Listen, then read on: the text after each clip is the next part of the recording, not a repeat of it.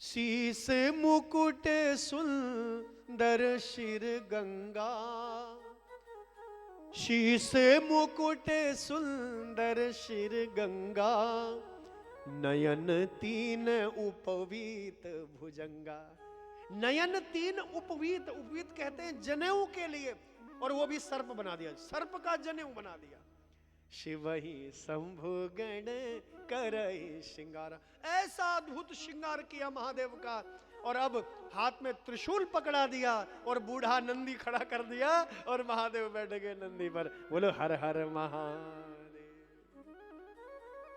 अब इसका जरा आप अर्थ समझिए, ये श्रृंगार क्या है महादेव का। बंधुओं,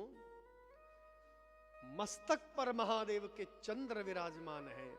महादेव कहते हैं चंद्रमा तपस्या का प्रतीक है। आप गृहस्थ के मार्ग पर अवश्य आगे बढ़िए, लेकिन तपस्या को मत छोड़िए, त्याग को मत छोड़िए।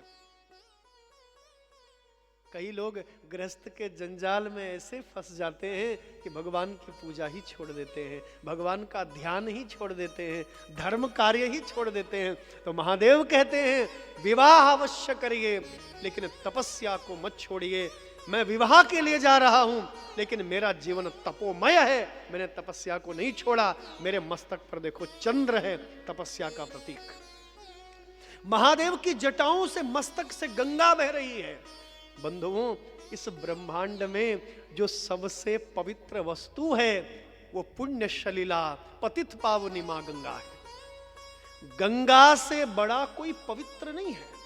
सबसे पवित्र मां गंगा, जो पतित को भी पावन कर देती है, ऐसी मां गंगा। लेकिन महादेव उसको मस्तक पर धारण करते हैं। मस्तक पर क्यों धारण किया? क्योंकि गंगा पवित्रता है, और बुद्धि में यदि पवित्रता रहेगी तो धर्म कार्यों में हम लोग हमेशा चलते रहेंगे।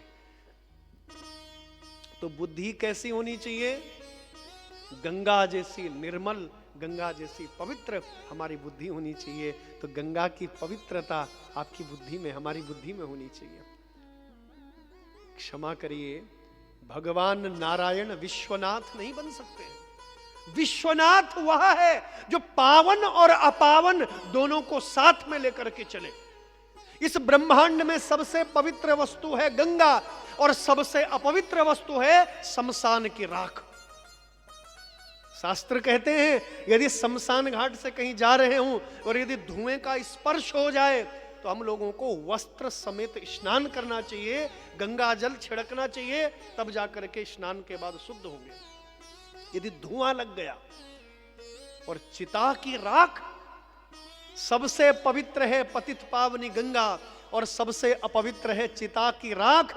और जो पवित्रता को और अपवित्रता को दोनों लेकर के साथ चले, वही विश्वनाथ हो सकता है, वही विश्व का स्वामी हो सकता है, ब्रह्मांड का नायक हो सकता है। बोलिए विश्वनाथ भगवान की जय।